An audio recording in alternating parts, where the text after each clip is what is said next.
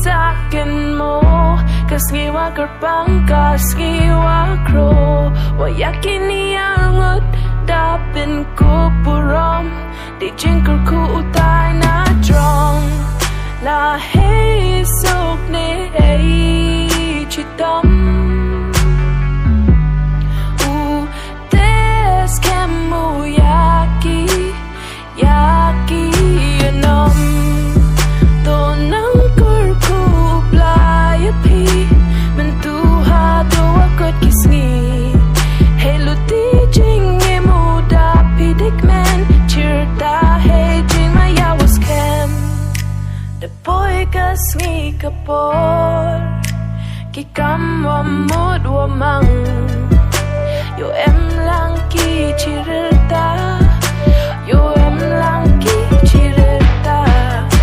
yo em lang ki chirta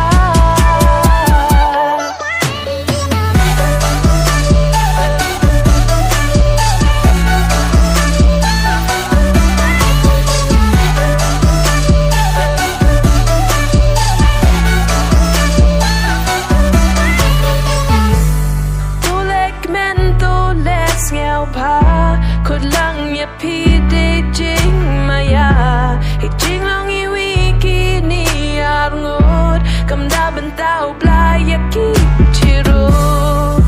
la hey sok ne ei chidam u des kemu yaki nom to nang kur ku plai pi men tu ha do akot kisni hello ti jing e muda pi dik man chirta hey jing my ya was cam the boy kasni kapor ki kam wa mod wa mang yo em lang ki chirta